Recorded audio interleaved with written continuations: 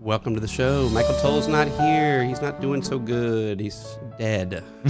I'm just kidding. He's on vacation. Well, dead isn't bad.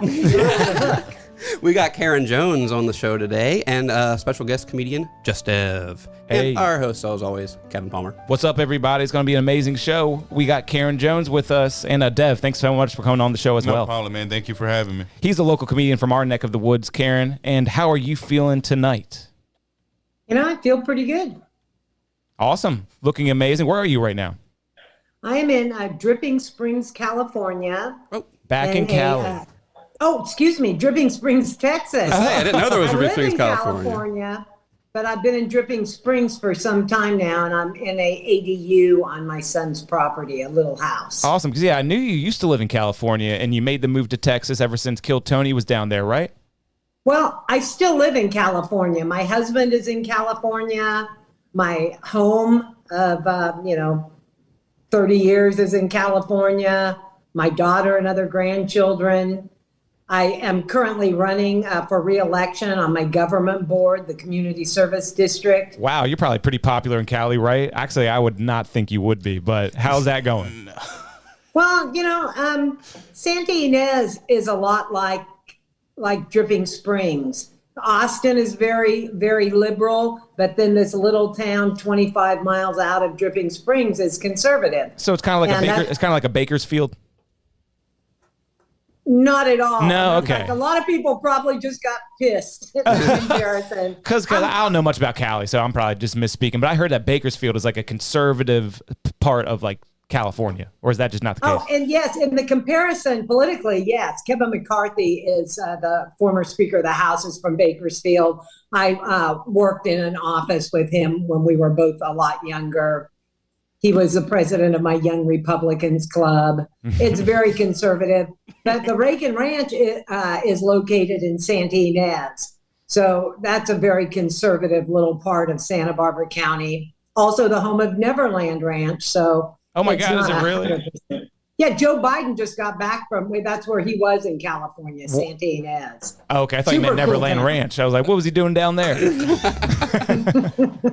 That is fascinating, though. Michael Jackson lives there, or lived there. He lives nowhere now. Getting back on his death theme we're on. R.I.P. But Michael Jackson has actually been in my driveway. He has never been in my home. What? Why But, was he in your driveway? He's turning around or something? He pulled in asking directions to the cowboy bar that was about, 500 yards away. That's incredible.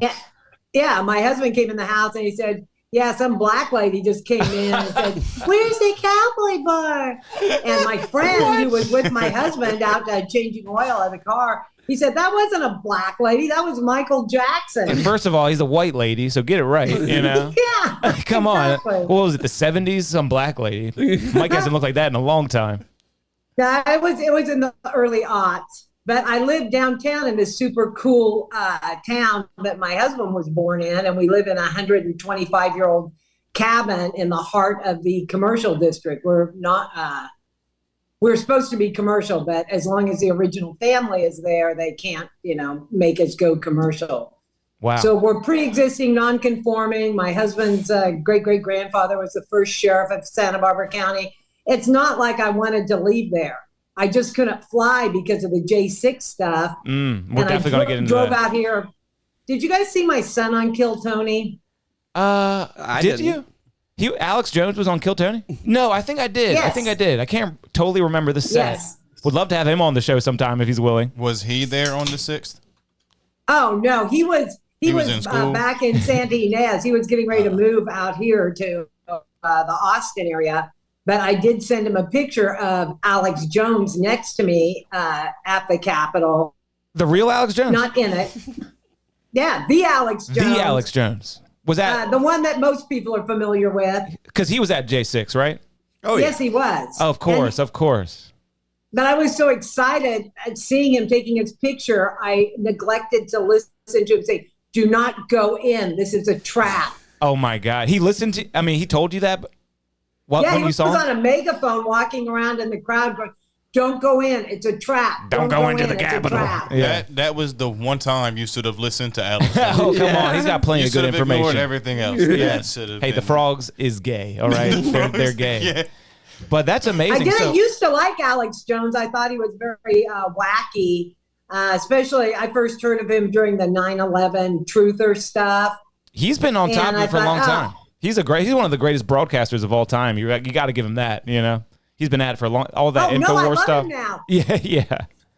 Since J6, I believe 9/11 was an inside job. Hey, well, he owes $1 billion. I didn't believe it before, but once you see what these people are capable of, it's like Joe Rogan's most recent special. He's saying he believes the moon landing was fake. After COVID and that lockdown and all that fake back stuff. I've got to be mindful. We're on YouTube. Is there anything that like we can't ask you or anything like that? Because we want to get into a whole lot with you, J6 and Alex Jones and Michael Jackson and everything in between. Oh, and I want to talk about I've had 4 Kill Tony appearances. Oh, cool. And, Has it been 4 now? I know of 2. I didn't realize it was 4. That's amazing. Yes. Well, I had good bookends. 1 and 4 were good.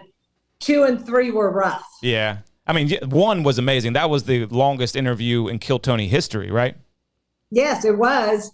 And I had to force in the J6 talk at the end. Yeah, my you're on your way son off was signing stage. up at the Vulcan, and he found out his wife was not being faithful. Mainly, I'm concerned about how I word things for my grandchildren because there are 3 little children involved. Mm-hmm. But he was going to comedy. Everybody seems to be going to comedy to work stuff out, Mm-hmm. like it's therapy. And so he's going to the Vulcan, and we were talking every Monday night on the drive in and the drive home. My daughter and I were sending him different stuff from his life that we thought could be bits. Nice. And then he found out his wife was cheating with a girl who took mustache pills and cut her titties off. Oh, no. That's the And- worst. Yeah, so I Got thought, duped by a dyke. okay, I mean, that's like, it's beyond that. It's beyond. Yeah. yeah, totally. Man, so So- your whole family's getting into comedy now, and you started this revolution for your family? No, my son did. He was going to the Vulcan. Oh, yeah, you doing said the that. Kill Tony thing. So I drove out that first weekend in March when all the shit hit the fan at this place. And because I thought anybody crazy enough to cut off their tits and take mustache pills is probably telling my daughter-in-law he's worth more dead than alive. Oh, my God. I'll come shoot him in the head while he's asleep. I'll punch you in the face, call the police, and say, he was beating me. It was a gun. Hey, you got to play their own game. You got to beat them at their own game. That's right. Yeah, so I just jumped in my car and drove out here. I'm a mom. That's And messed up her plan. That could be pure fantasy, obviously, on my part. Everybody thinks I'm crazy for thinking that. But I have watched a lot of Oh, yeah. Hallmark You're the Channel. crazy one, right? In this situation, you're the crazy one, right? No one else. Cutting off your tits is totally normal. Yeah, exactly. At 30, she wasn't like some 14-year-old coerced by her school counselor. She was a grown woman who did this. Oh, so she was crazy before it was cool. Okay. Well, that's something. That's something. If it ever was cool, yeah. Yeah, you know what I mean. Like before it was like a I fad or know. whatever. But that is wild, man. You have so many stories. That's why you're always a good interview on Kill Tony. You have so much to go through. January 6th, you have a crazy past, and you stay optimistic through it all. You got a great attitude.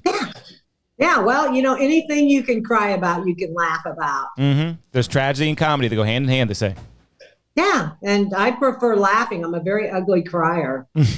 And I kind of... Almost like Bert level. Oh, no. Oh, wow. We saw that. We were just talking about that. Bert loves being a little bitch, doesn't he? Yes, sir. Yeah, he does. And he was on my third appearance. That was my all-time most horrible. But the nice thing about Kill Tony, it was Bert, Bobby Lee, and some chick. I'm such a misogynist. I never know the girls' names. Is that the Like, one I'm just where not Bobby interested. Lee left and went to the bathroom and didn't come back? No, No, if that's he did wrong. it, he did it later in the show. Yeah, I believe it was that night, but not during mine. Maybe I didn't see I- that episode. That sounds like a really good episode. Yeah, there's one where Bobby got up and he's like, "No, I'm just going to pee," and then they were like, "We don't think Bobby's coming back." Man, I can't remember Bobby ever being on. I got to check that one out. I Yeah, definitely will It's rewatch. on there with Bert. It has Esther Pavitsky's on it. All right. Oh, there you go. Thank you. Yeah, she's kind of. I remember don't the really name know her name Esther. anyway.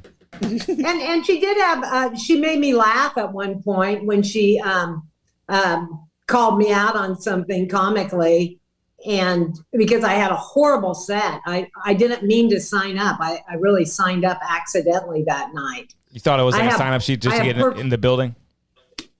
Excuse me? You thought it was just like a sign-up sheet just to get in the building? Like, what do you mean you accidentally signed up? No, Viking horns. I have perfect attendance. And because, I'm going through this shit, I'm alone except for my son who, hasn't lived in this area very long.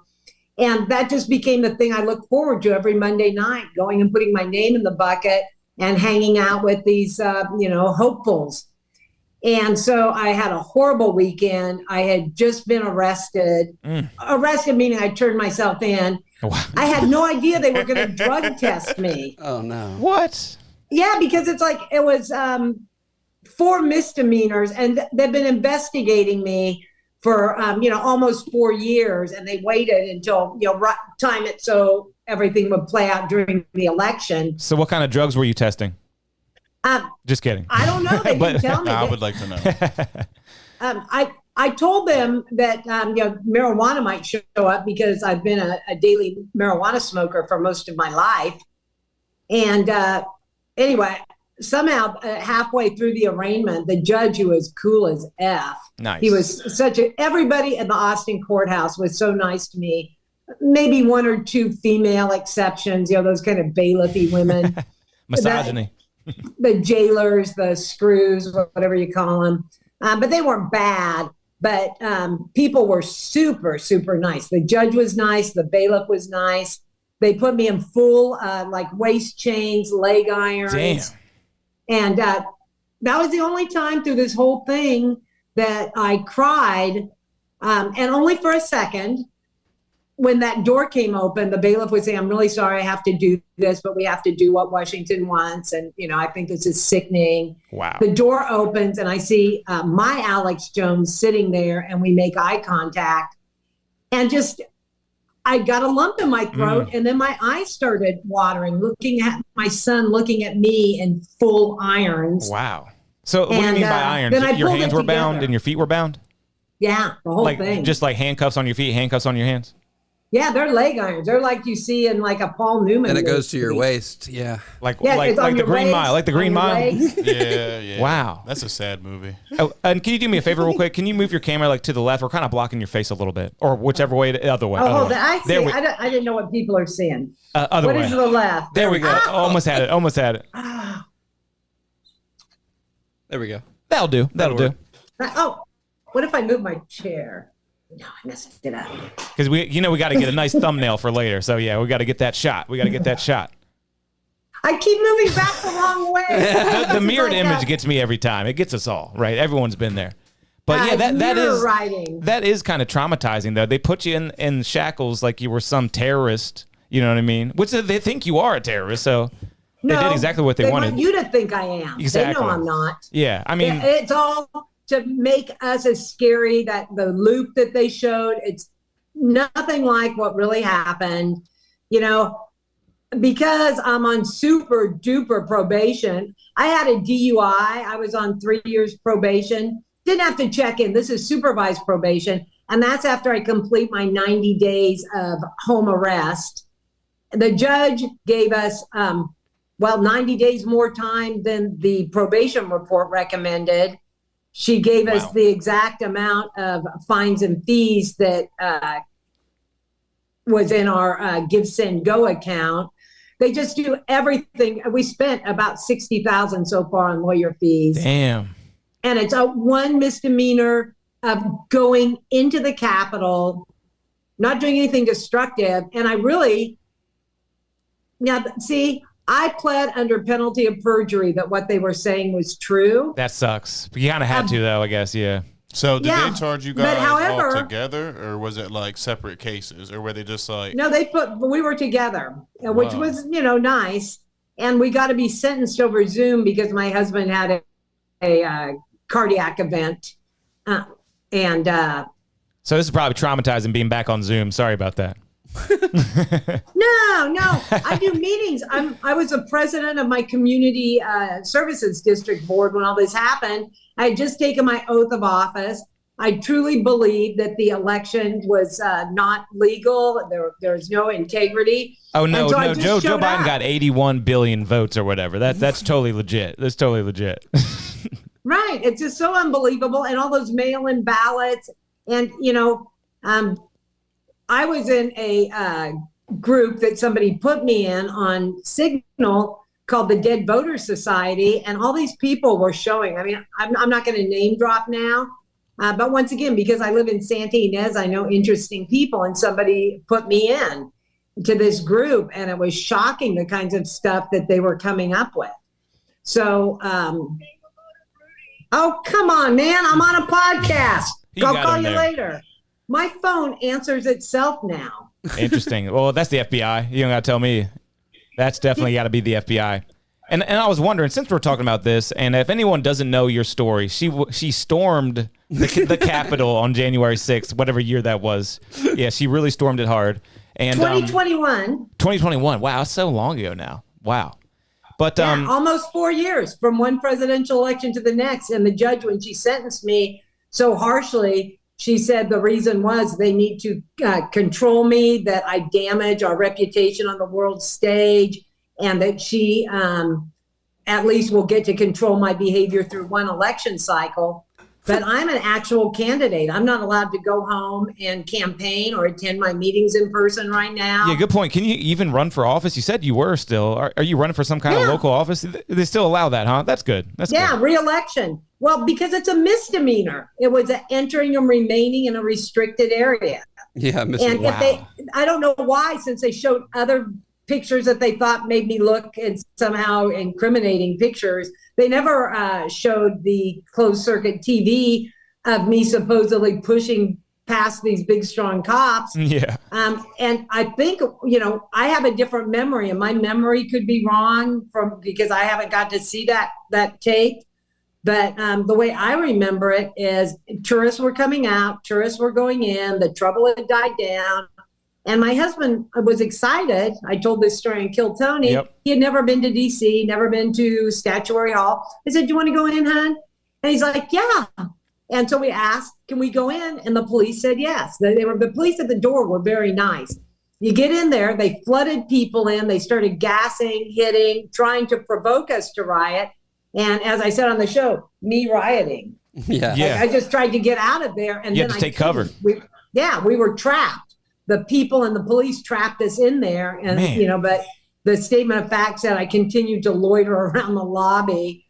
A big giant girl got us out of there finally. Man, that's so incredible just to hear straight from someone who was there, because it's so wild. And something I'm really fascinated in is you said that basically right after that, the FBI was knocking on your door.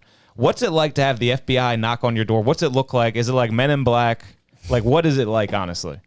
It is just like Men in Black. Wow. And there's one not talking that's standing 10 feet away. Wow. In the driveway. And then there's Mr. Chatty, friendly dude. Good and cop, bad cop. Because we're downtown, our house is fenced, locked, and we have a TV, a camera. We have cameras around our house because we live by a 14-story casino. That's a whole nother story. Beware of these faux Indian casinos popping up in the middle of this really nice, little rural town. Damn. But so our house is fenced, our gates are locked, and we've got surveillance cameras. So you have like a gate? You have a gated driveway? No. Oh, okay. Because it's a little tiny 900 square foot cabin. I mean, I was a stay-at-home mom, and my husband worked as an automation guy in the oil fields. We are. We're very middle class, living in a town with rich people because my husband was born there. And then all of a sudden you got Agent Smith knocking on your door. That must have been just terrifying. Well, we saw them, and I said, I'm going to go out and handle it. And I walked to the gate. I didn't let him in the gate. And I said, what's up? And he said, are you Karen Jones? Yeah. And I said, what do you want? He said, well, you're not in any trouble. Yeah, we just have some questions about January 6th. And I said, what about January 6th? And he said, well, we just want to know if you saw anybody planting explosive devices at the DNC or RNC. And I said, I am going to a class right now. Give me your contact. and after I will be back in touch as soon as I can. So he gave me his contact, and I really was going to class. So, never lie to the FBI. Ask Martha Stewart. Wow. They'll figure it out. Yeah. So anyway, but I retained a lawyer, like one of the top criminal defense lawyers, and he didn't think I was even going to be arrested, but it just kept getting weirder and weirder because he's a lefty. He's your classic, trial lawyer. And I think he learned a lot in his case for sure. But, about how corrupt things are getting, how much things are changing? Well, no, they've always been corrupt. And that's what he kept telling me. He's like, Karen, you just going to know about it. This is how it's always been. But he has never encountered dealing with a misdemeanor. Yeah. A misdemeanor, and you got the FBI at your door. And another question is, did you meet QAnon Shaman, the guy with the horns? Did you meet him? Never saw him. Oh, wow. I mean, there were so many people there. That's another underreported thing. I would say there were probably 1 million people that went to the mall to hear all the speakers, and it was all about election integrity. We RSVP'd about a year and a half or so after all this. Can I stop you for a second and ask? Yeah. Where do you RSVP for January 6th? Facebook, right? Website? That's Stop the Steal rally. It didn't say RSVP for January 6th. It said January 6th, Stop the Steal rally. So there was a president speaking, and then there was a rally at the Capitol called Stop the Steal. Yep. And my husband and I both RSVP'd. We flew under our own names, went through TSA. We booked hotel right by the Capitol. And we ended up on the backside of the Capitol because I had to pee. And so I wanted to stop by my motel on the way. So they charged us with parading, and we weren't even like parading. Charged with parading. We didn't even walk with the folks. What a we monster. ended up in a different place. Man, just so insane. So you weren't like laying out your outfit the day before, like, yo, I'm breaking in the Capitol. You were like, I'm going ski mask and all. Yeah. Like you were just like, I'm going on a little trippy trip. Totally. President Trump said, come on the 6th. We're going to have speakers. And on Twitter, there's Ali Alexander, who, by the way, hasn't been charged, the guy that organized the Stop the Steal thing. And he was active in the Dead Voters Society.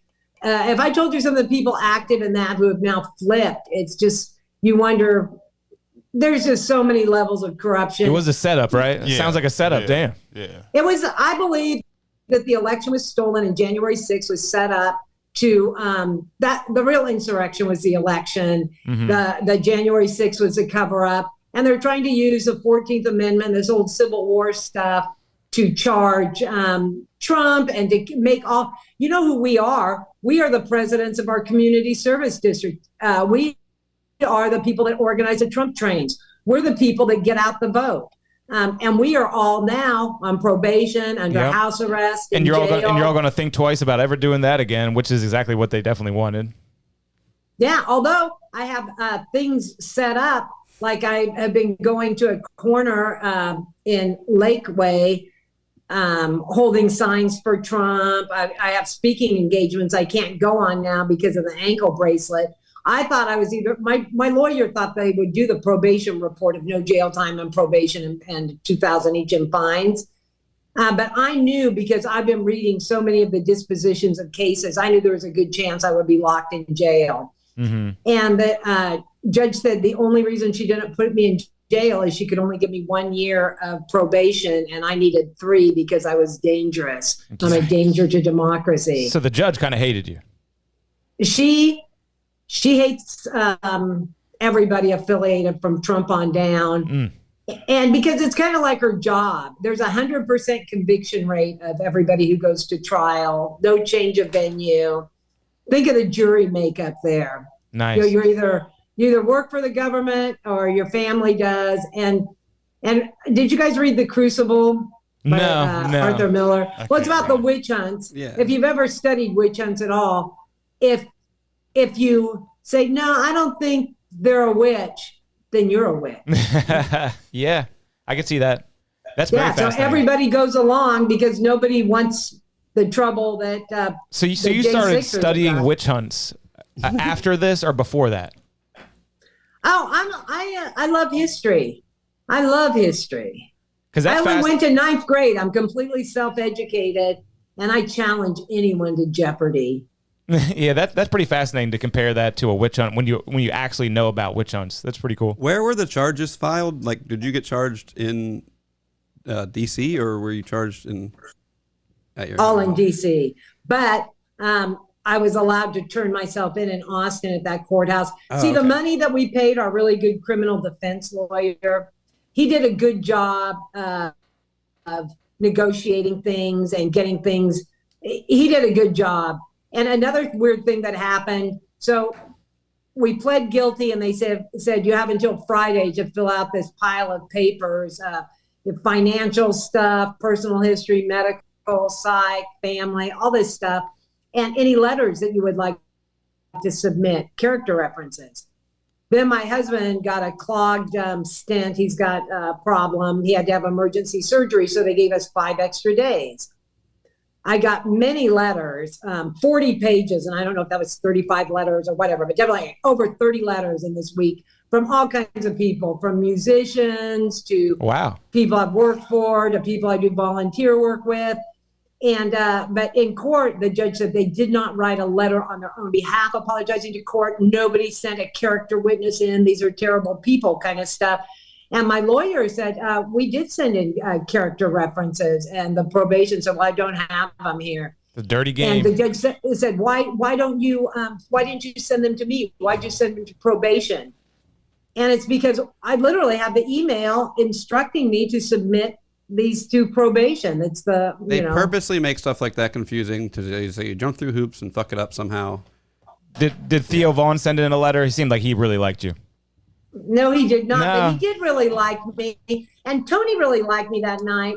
And I've watched your podcast talking about like when Tony's in a pissy mood or when the audience is not good. Yeah, I mean the audience is a pushover audience. Things. The Kill Tony audience is a pushover audience. They do whatever Tony says. It seems like now. But yeah, I definitely want to get into your Kill Tony. We're definitely going to get back to January 6th. I have so many questions.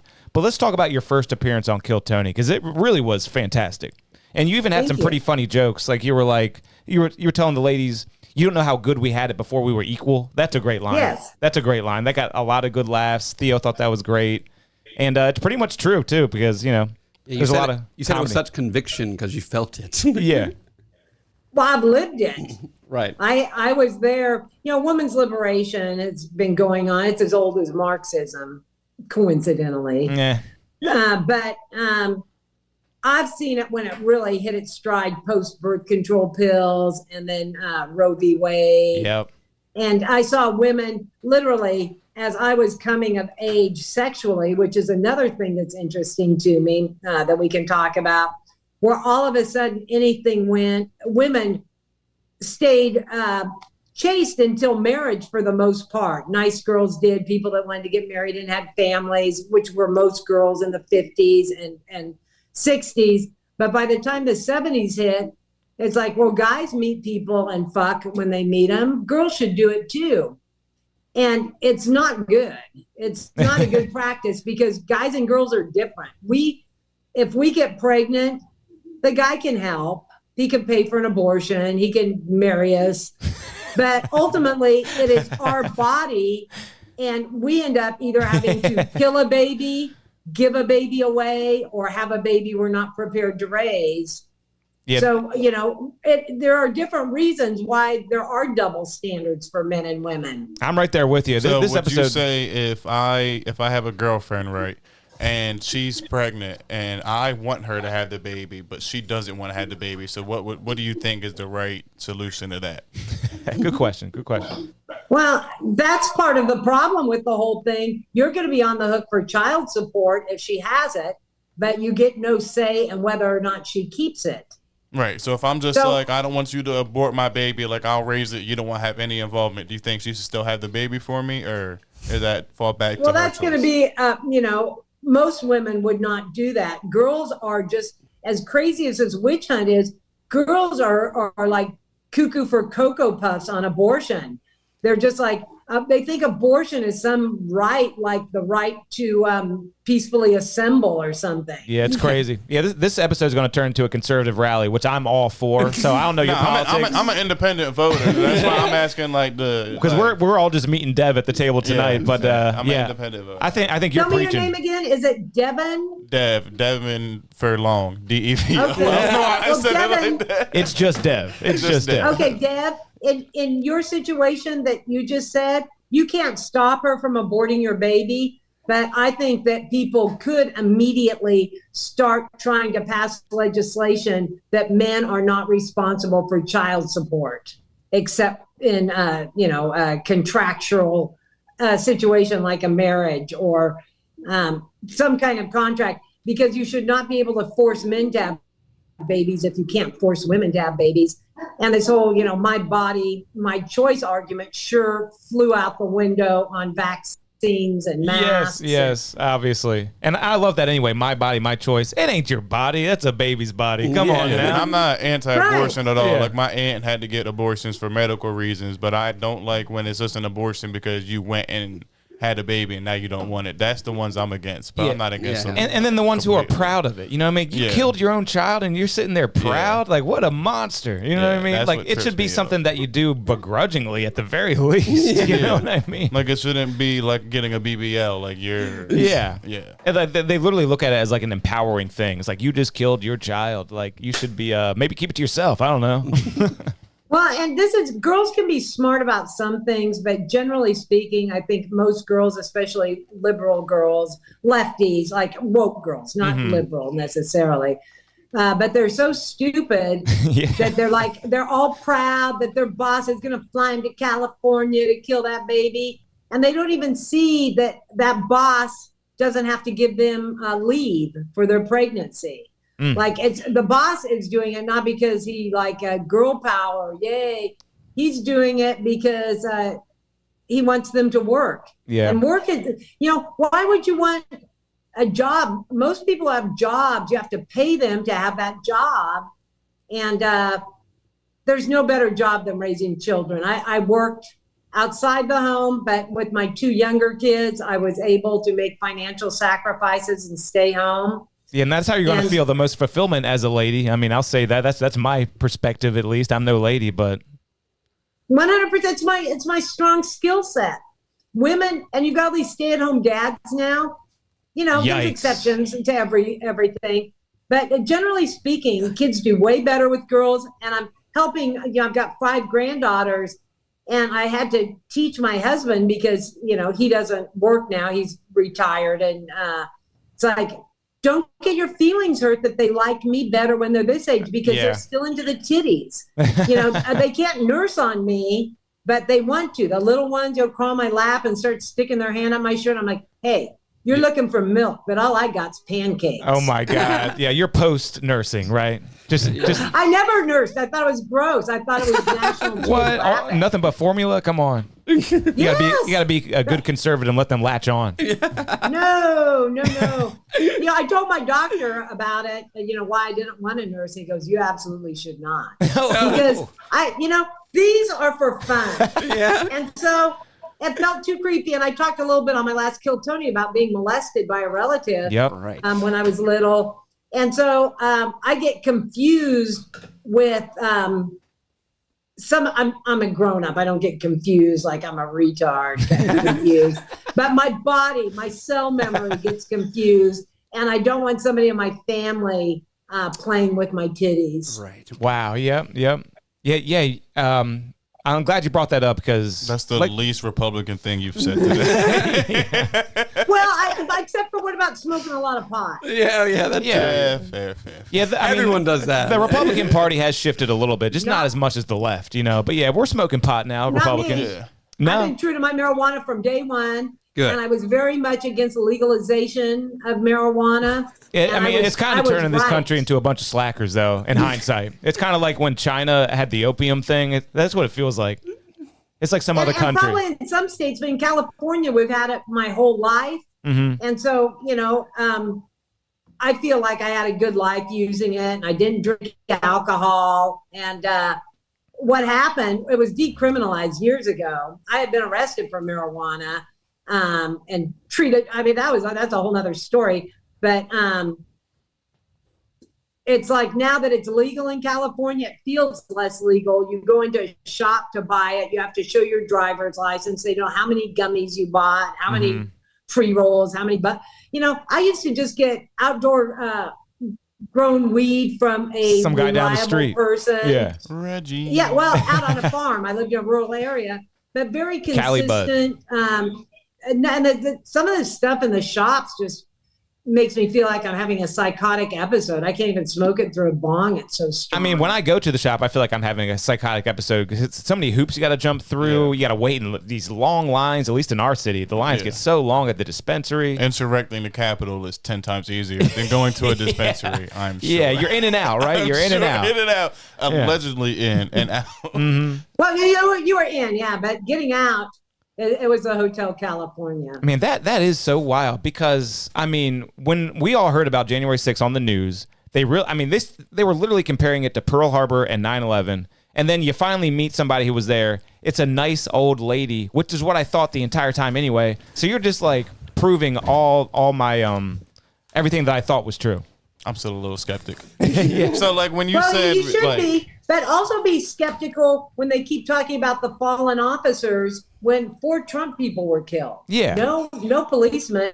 One guy died of a stroke the next day, and then 4 more committed suicide. And when you said that on the show, were they going to blow whistles or were they so ashamed? I mean, I don't know if it was an Arkansas. I don't know what the heck. And it seems like we all get our own facts, and that's how I heard it too. There was stroke and some was suicide. And when you said that on the show, Red Band was shaking his head. He's such a liberal. I don't know if you saw that video of him crying when Trump got elected. Did you ever see that?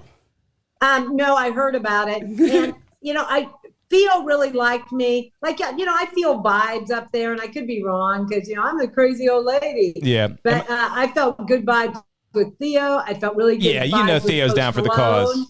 And Dev, my bad. I feel like I cut you off there. You were about to say something. No, I was just going to say, so when you said you feel like at January or J6, like it's LeBron in Miami, when J6 happened, you said you feel like it was a trap. So for Trump to be like, I need y'all to be here, wouldn't that make him complicit in the trap? Or? Well, he could have fallen for the trap himself. He's a big rally guy. He feeds off of crowd energy. And they knew he would do that. And then he wasn't we there, had this was permitted deal. And they said, here's what we'll do when they get there. We'll put some cheese in the middle of the rotunda. The rats will go for it. We'll catch them. So, whatever it is. But I have no way of knowing. That's just me speculating. It felt that way. I know I had a friend who had a friend watching the whole thing from the balcony. And he called this mutual friend. I don't know the guy who called, but my friend is a good friend. And she said, yeah, my friend was on the phone saying, oh, my God, they're trapping these people. It's a setup.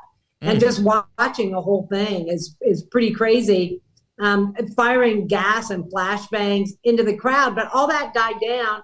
And the people that were making a ruckus when I first got to the Capitol all looked like Antifa. They were these young men. They had gas masks. Yeah. I had nothing like that. Conservatives don't really do that whole get up. Yeah, they really don't.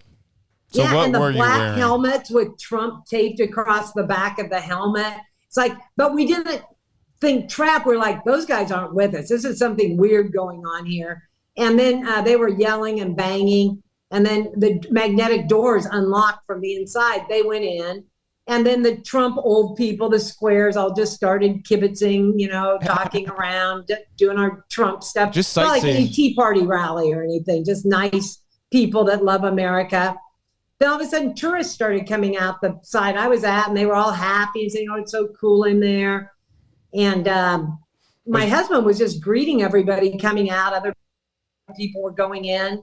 And it really was a tourist scene for us. Now, the front of the Capitol, I've seen video, and it was way more violent. They were shooting rubber bullets into the crowd, canisters. Did you get any bumps or bruises? They still don't know who built that gallows. Did you get any bumps or Go ahead, bruises? Chuck. Did you get any Did I get any what? bumps or bruises that day? You get beat up at all? I got hit across the stomach pretty good with a billy club. Oh, man. a weird lady who didn't look like she was with us. There were two people that really stood out once we got in Statuary Hall. One was a young, heavyset guy, very kind of slob looking white guy, standing up on one of these antique wooden benches in Statuary Hall, going, "This is our house, mofos." Oh my God. Just cussing. And all of the Tea Party types, the Trumpers or whatever you want to call us, we're like, "Get down from there, young man. That is disrespectful. That is not how you behave." And he's just, "No, this is our," and he didn't seem right, but we still weren't thinking trap. We're just going, "This is weird." Yeah. Then I saw a lady my age, only a really short lady, an older woman. And I noticed that cops in riot gears were starting to fill. There's a bunch of doors in Statuary Hall. And this lady, the old lady, but there's something just not right about it. She's like, "F you, you effing pig," and was being very confrontational. The cop, he was just standing there with his riot gear and his billy club. And I walked over to her. I walked away from my husband over to her and I said, "We are not here to protest the police." And she, "F you," something to me. And the cop took his billy club and hit me across the stomach. And that's when I realized something was super wrong. Wow, yeah. That's and so weird. I've got to find my husband. And it took me a minute because the gas started getting really heavy. This is another, it's not, I didn't mean it as a joke, but when I tell people this, they say it should be in my bit. The only time I wore a mask for COVID was when I was being gassed in the Capitol. Damn. But I had a turtleneck and I pulled it up over my Oh, so no head. N95, huh? Just a turtleneck? No, I just, it was a turtleneck with little ear things on it. It was a turtleneck built to be a mask turtleneck. But, I don't feel safe in masks. I think masks are dirty. My son moved to Texas, so his little children would not be forced to wear masks. Man, COVID was such a strange time. It was so weird. Yeah, kids had to wear masks all day at school, breathing their own CO2 all day, losing when they brain finally cells. got to go to school. I don't call it COVID. I call it the lockdown. Don't forget how old I am. Yeah. I worked at the county hospital when AIDS was still gay-related immunity. And you brought that up on disease. Kill They didn't Tony know it. too, because you were like, AIDS pandemic or epidemic, I guess, actually killed people. And you were like, Lots of COVID, people. show me the bodies, show me the body. And I was feeling the same way, to get into another Young, conservative healthy talking people point. died of AIDS. Yeah. COVID, I don't know, to this day, don't know a single person of my friends. And I work in a thrift store with elderly ladies. I know no one. Because, I was probably about 32 when that whole thing happened. And, all throughout my life, there's an average amount of people who die a year that I knew. And during COVID, it was the same amount of people. It didn't spike up, didn't go down. It was just the same. So that, to me, just didn't add up. Anyone else feel that way? No, my granddaddy died of COVID. Oh, I am sorry to hear that.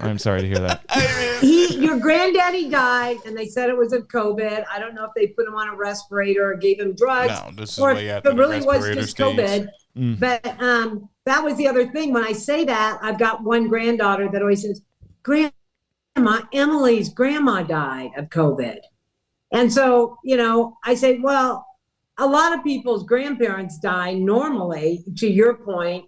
I'm so awful. I know Deb's name, but I don't know anyone else's name. Oh, yeah. Did we even introduce ourselves? My name is KP. Sorry about that. I'm KP. I'm Jack.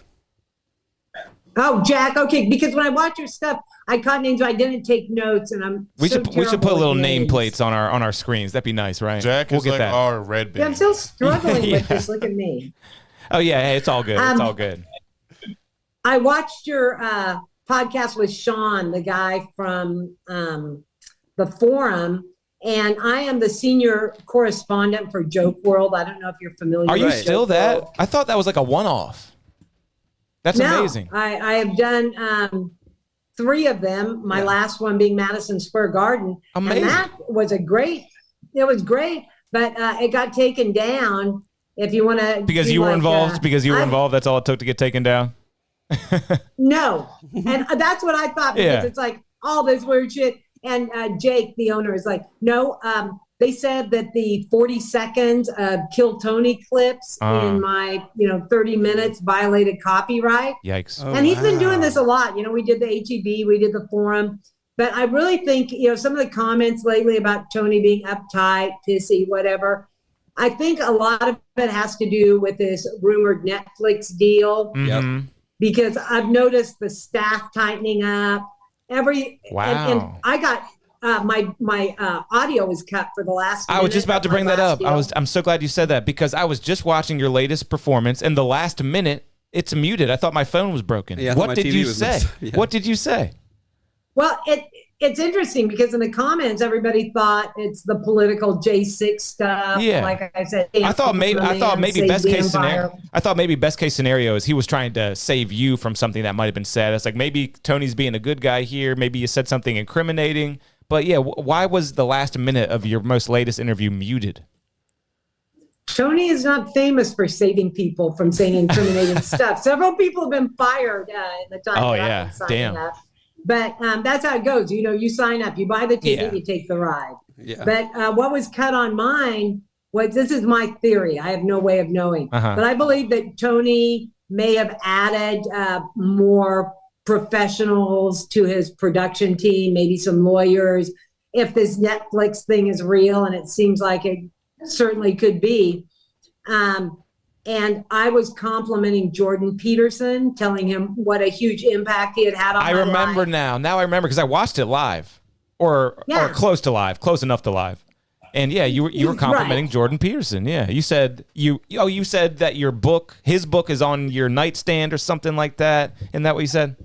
Yes, and that I go over it with my grandchildren who I'm helping to raise. Good memory. And I decided that because advertising, you guys were talking about gel blasters earlier, gel blasters is gone. Oh So, no. you know, as far as getting sponsors, it's like she was plugging Jordan Peterson's book. This is exactly the kind of thing we're talking about. No more of it. No, I don't think that was Tony's decision. Yeah. But I think when you know, it's all easy for people. I watched it happen in the music industry back in the 70s. They're selling out. They're selling out. So I'm not a sellout. so Tony's getting his balls cut off sooner than later. He's not even going to be able to call it kill Tony because kill is a bad word nowadays. Yeah. I mean, That's, on Netflix you can. Netflix still supports Dave Chappelle. They're definitely not like Yeah, they did the roast of Tom Brady. That was pretty. Whoa. That was pretty good. That was pretty good. woke network fake news. I don't think that's Netflix. But yeah, so it was just Jordan Peterson stuff. That is just outrageous to me because like, what is wrong with that? Well, they may have felt like I was actually, not product placement. What am I trying to say? Like trying to shill his book. Because, I mean, Jordan Peterson was the guest that night. Shouldn't they be able to advertise his book if he wants it? I mean, what's the point of even going on Kill Tony for Jordan Peterson if he can't talk about his book? Well, but that's why I think it probably isn't Tony. It's probably some smarmy legal team that is just preparing him. Because, one thing, those of us that have been around film and, I grew up in Central and Southern California. I've been in an extra, not a star, but I've been in a lot of movies in my life. Like Ben Grell. It's fun. Yeah, it's fun. Very much. That's why, when you're like the whole link thing, I thought, wow, she thinks he doesn't know how to work Zoom. No. I'm an old lady, but no, you're doing great. My son is a guy that used to work for Zoom, so wow, I'm not that tech savvy. But Alex Jones used to work for Zoom. Yes, he did. Yes, Look at that. Did. Before anybody knew who they were, and he did well. So anyway. I just think that things are happening around Kill Tony. I noticed that the people that do the sign up stuff, everybody is being more careful. People seem, I don't want to say scared, and some people don't.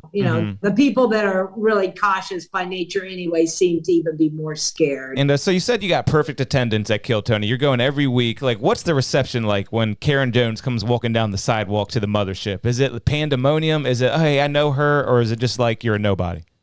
I want to call it pandemonium. There's a couple of different groups. There are fans that want to take fan pictures, and I always enjoy that. And then there's the regulars, because a lot of us have been doing this for a long time, although I'm the only one that I know of the regular people who have perfect attendance. Mm-hmm. And so that's like, oh, boo-hoo, she's on house arrest and can't go to Kill Tony for 90 days. I also never miss my grandson's football games.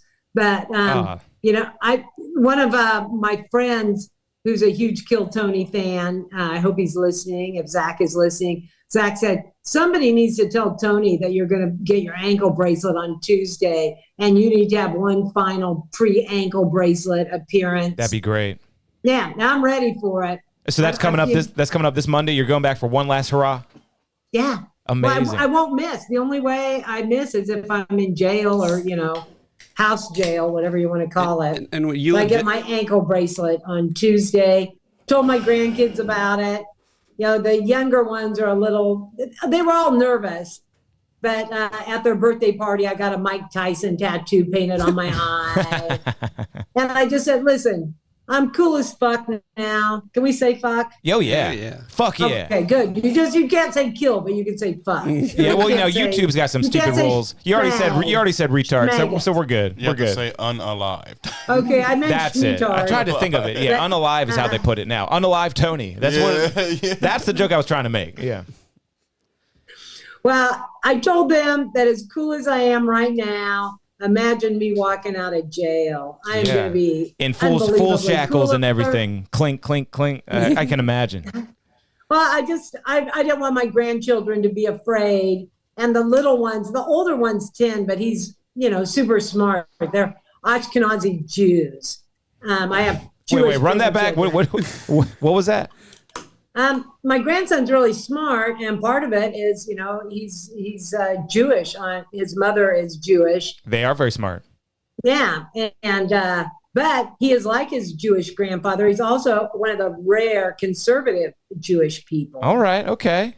So we've been to Gonzales, Texas. We've been to the military museum in Fredericksburg. We go to all kinds of historical stuff in Texas. It's a very patriotic place. Important Texan Day at school. He dressed up as, oh my goodness, I'm forgetting the name of the big war hero from World War II, Audie Murphy. Hitler. Okay. Yes. Depends And on my who you ask. granddaughter dressed up as Emily West, the Yellow Rose of Texas. Wow, I mean, this new generation is actually really conservative because it used to be cool to go against the man, which was conservatives, but now the man is kind of liberal. So these kids are like, I'm tucking in my shirt and I'm parting my hair to the side and I'm gonna marry a woman and go to church. I'm gonna show these people I'm a rebel. Well, that's what my Jewish grandkids have asked. The two older ones, the 10 and 6-year-old, we started taking them to Christian Sunday school at their request. It's all just an act of defiance, which is great. I mean, because once defiance is the norm. Well, and it's not that cool to be a Jew in Texas. She was the granddaughter was the only Jew in her class, and when she told them, "Well, I'm Jewish," one kid said, "Well, the Jews killed Jesus." Whoa! And this is in kindergarten, and she came home. Kindergarten. It's pretty unpopular to be a Jew anywhere right now. That's So in her little Texas class, and she came home, she goes, "Grandma, did the Jewish people really kill Jesus?" And I said, "Jesus was a Jew." And you go tell that little retard that Santa Claus killed Jesus. Oh man, and kindergarten has changed since I was a kid. I didn't even know what a Jew was. I didn't, you know what I mean? If your skin color wasn't completely different, I didn't even know you were different. Like at all. What state did you grow up? We're in Maryland, and I grew up in Maryland, over here on the Eastern Shore, in a town called Salisbury.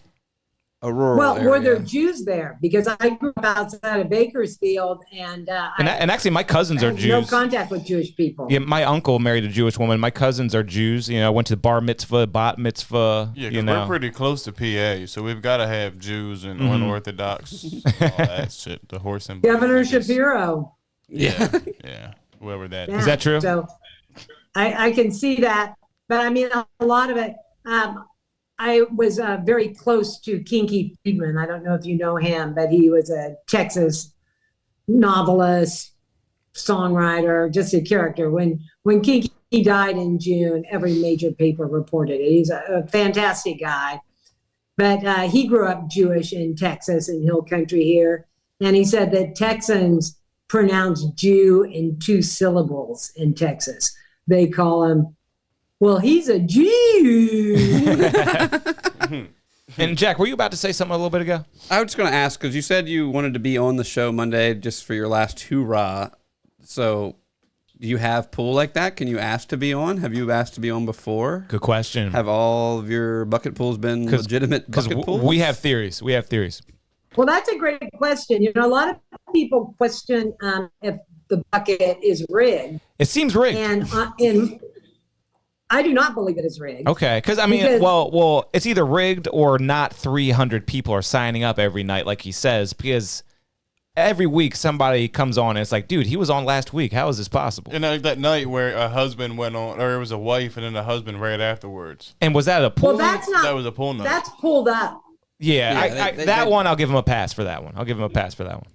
And I will tell you, on my second one, I felt a little set up by a fellow comic who said, I have D Madness's extra ticket. You want to go with me? What? And inside. And I like being outside. I had been inside like the second week I went there just to check it out. You sign up and then you can go inside. I got a standby ticket. Oh, cool. But she invited me to go on D Madness's ticket. And we were sitting down in the front when they did sound check and Tony saw me there. He looked a little surprised and then smiled. And I had a minute that I had worked on, but when Joe Rogan and Post Malone came out, I was saying, fuck. Because I had seen Joe at the anniversary one, not in-house, but watching it, the 10-year anniversary special. And Joe's been on before. And he's not a particularly good Kill Tony guest. He really is not the best. He usually doesn't say much. It's a little too fucked up, I think. Right. And him and Post Malone have been doing mushrooms, you know, when the Post Malone Joe Rogan thing came out. And he always surprises these people. He's be like, well, walk out in front of this curtain, and they have no idea they're about to be on Kill Tony. He did the same thing to Tucker Carlson. And I feel like he was taken off guard, too. He would have had a better appearance if he knew where he was going.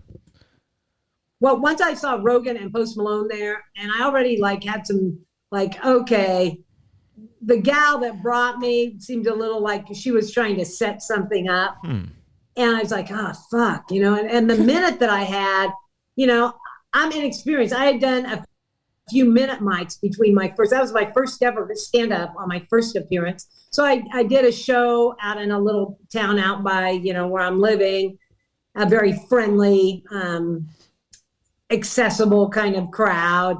And then to go there, you know, I was risking something because Tony was so fixated on my sex life on his interview on my first one. Yes, he was. I did a routine about how sickening it is for old people to have sex to me. Like when the whole Viagra thing happened, it just became so popular for old people. When I was growing up, old people did not fuck. Yeah. You know, I mean, their grandma and grandpa Walton. You have your kids, and then you still do some birthday sex and a little flirting. Yeah, there was a time when it all changed. It's over. It's so true. Yeah. There was a time when it all changed. And it was like Viagra commercials, Cialis commercials, and all that. And like it seemed like every old person was on a commercial, like playing rock guitar or something. Like there was a time like in the 90s, early 2000s where all that just changed. Every sitcom had some crazy old person just living like a young person. Yeah, I think you're right. Was it about the time that Pfizer and all these drug companies started sponsoring all this stuff? I think so. Like all of a sudden, we've got a pill that can give you a 4-hour erection. Oh, and don't worry, girls, we've got a pill that's going to make you horny. Oh, and you've got to do hormone replacement. Women are restarting their periods now at my age. I don't know if you know that. Nope. But it's who the hell wants to restart their period? Damn. And anyway, so I did a routine. I had one and I thought it was good. And I opened with a little poem about, you know, fucking, but no dirty words in it. And then it ends with, but I don't do it. You know why? Because I think old people having sex is disgusting. And then my bit was about something called geronophilia. And I was saying that it's not illegal and it's not considered a mental illness by the DSM, whatever number they're on now, the Diagnostic Criteria Manual. But it should be. Wanting to have sex with old people should be considered a mental illness. And I said, I mean, yes, pedophilia is worse, but I see geronophilia as like the other flip side of the coin. Well, it's got But a name, the so. audience hated me. They hated me going into it. And I don't think it helped to have Joe Rogan sitting like, So if I'm banging an old lady because I know she's gonna die soon, and I want a Hellcat, is that mental health? If like I'm fully aware of what I'm doing, it's called geronophilia, and it's is it considered geronophilia if I want a fetish. Hellcat? Like if it's like Well- a one-off thing, like I'm fucking this lady till she die because I'm 25 and broke. For a PlayStation or For a something like that. PlayStation. Yeah. No, it's a fetish. It would be like wanting to suck her toes, kind of thing. Okay. No. Like it's not within the normal parameters of what we consider, non-deviant sexual behavior. But it's harmless. It doesn't damage tissue or spread disease like anal sex. And what's that called again? I want to remember that. Geronimo, what'd you say? Yeah, geronophilia. Okay, cool. Tyrannosaurus. Yeah, but the way my joke was going to end, and I just ended it the minute the cat meowed because I could tell the audience hated me, Joe Rogan hated me. I wanted a stray bullet to hit me in the head. Bombing Like I is just tough. like this feels so bad, and so anyway, the way I was going to end it was because I expected the audience to be like, nah, geronophilia and pedophilia. Geronophilia isn't the same thing as pedophilia.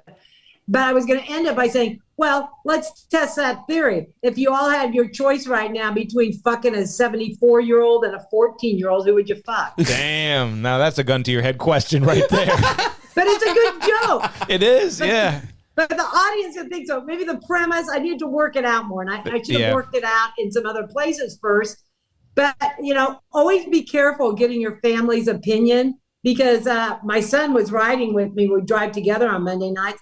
And he thought it was funny. We were laughing our asses off. Yeah, that's a wild So, premise. I imagine everyone in the audience just went, oh, God. Yeah. Yeah, speaking of Alex Jones, he just walked in the room. Oh, what's up, Alex? Don't be a stranger now. Yeah. I'm your mom's black boyfriend. What's up, you guys? What's up, man?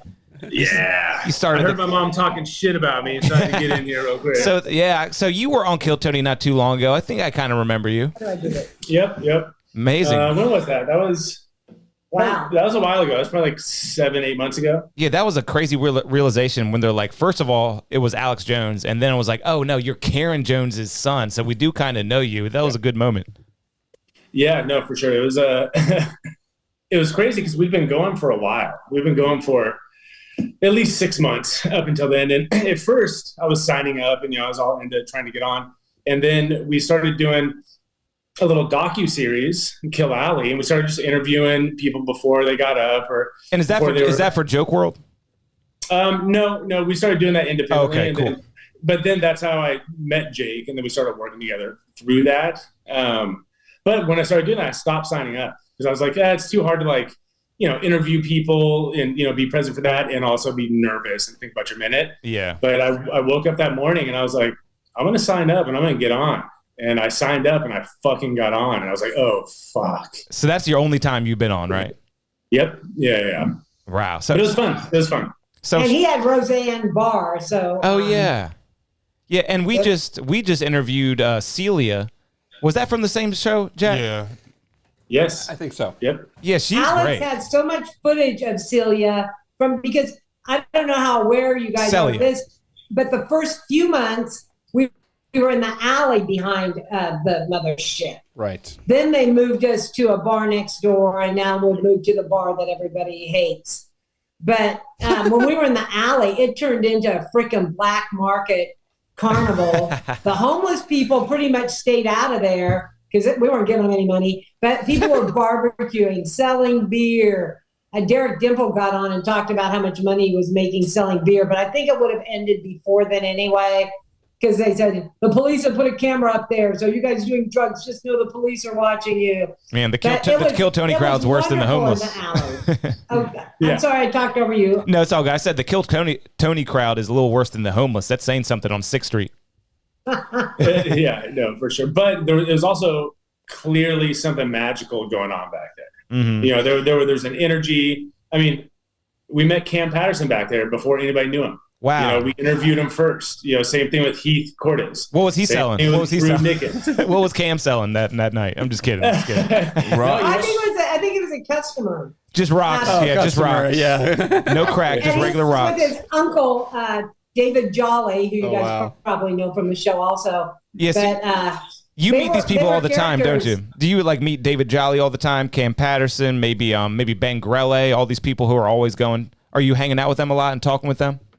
Yep. Yeah. All the time. It was clearly like a magic moment in history. We knew something cool was happening. And as far as Cam, there's hundreds of comedians back there, but some of them have something special about them, clearly. And so Cam had this charisma, this approachability that was undeniable from the second you met him. And so, you get a feel for that because we did hundreds of interviews of these people. So yeah, so much footage, and we're hoping one of them becomes infamous. like a school shooter or a mass rapist, or a school shooter, mass rapist. You're gonna find the next like Haktua or something like that. But what's the page called? Because I gotta subscribe. Called Kill wanna Alley. I just subscribed for you. on Nice, YouTube. thank you. Yeah, Jack's on my computer right now, so appreciate that. Thank you, Red. You got a new subscriber, Kill Alley, everybody. Great, perfect name. Woo! I'm sure that's gonna blow up. You got a lot of subs?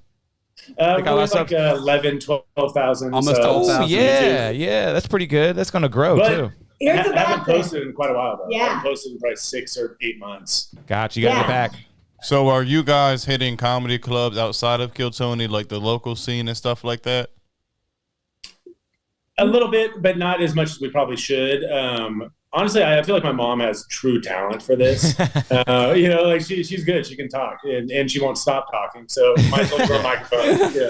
Yeah, on their latest appearance, what did Tyler Fisher say? I can't believe someone would molest you because you're so chatty. Yeah. Oh, I was saying that my step grandfather was telling me, whispering things in my ear I'd never heard before. I had never heard the word fuck at that age. I mean, Jeez. fuck was not a common word in the 60s. I remember when people started saying fucking A, probably pretty close to 1970. And from what I know about comedians, you're the perfect candidate to be a comedian because your life is just so crazy. I mean, molested as a child, January 6th, Michael Jackson pulled into your driveway. And I don't everything know. in between. Yeah, You got and the everything. drama for it, babe.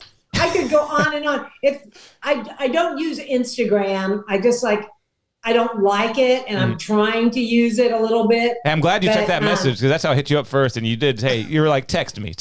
Yeah, it's not my thing. I like going on the Kill Alley Twitter account. So anything horrible on there, don't blame Alex. Man, We Which, get- the Kill Alley Twitter account is now just a full-on MAGA Twitter. Yeah. It's full on. This whole episode has been a conservative rally. It's been pretty awesome for me. I don't know, I've been enjoying it. And Kill Alley sounds like the most terrifying thing I've ever heard in my life. Kill Alley is going to be like a horror movie or something. Yeah, they've got a good interview with Celia on here, I see. Oh, cool. can't wait Well, to there's check that other out. footage of her, and let me tell you a funny story about her. That night, I see this big, fat, greasy, itchy person, and I hate fat people, by the way. Yeah. Absolutely despises Yes, like I cannot. stand My fat mom does people. too. My mom hates fat people because she's a nurse and she has to move them around in bed. Seriously, that's a true Well, story. That's a good reason. I hate fat people because I become one quite easily. So I have to hate them to make sure that, I don't do that. So anyway, I see him talking to this big old fat greasy thing, whatever. Are you talking about Celia? Are you talking about Celia right now? Yeah. We're friends now. Oh, we're good friends. And, Yeah. and she's very Not self-aware. anymore. And she likes talking about, you had her on, she's scratching herself and popping zits on your show. Yeah, she popped William Montgomery's zit on one of her first episodes. That was epic. Yeah, so she is really fun, and she's a great heart, so smart. Her comedy's great. She's another But at perfect this moment, candidate. she was just a fat slob being interviewed. And so I go about my business, leave Alex with this fat slob person. And then I come back, and she is sitting in my plastic folding chair. No, she's not sitting. She is Destroying. passed out unconsciously. Okay. Oh, yeah. She is. In She a is. sitting position. She is asleep, sitting up. I mean, unconscious. that chair was flattened, I'm sure. Okay. That's- Well, this is what a hater of fat people I am.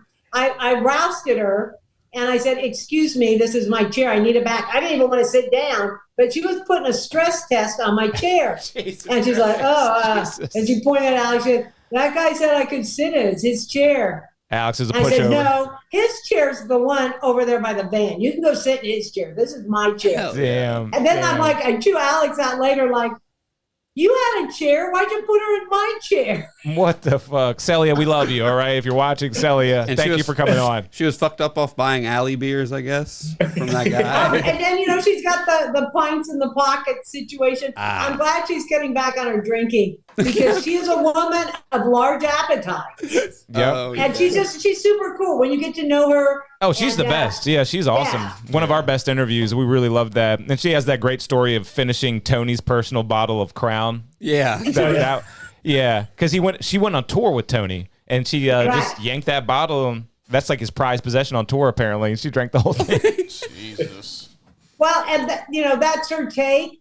But we have a really fat musician friend who plays with some pretty big names.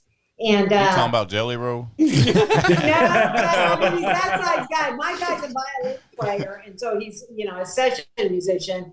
But he gets kicked off tours sometimes because he eats all the food, he drinks all the booze. Wow.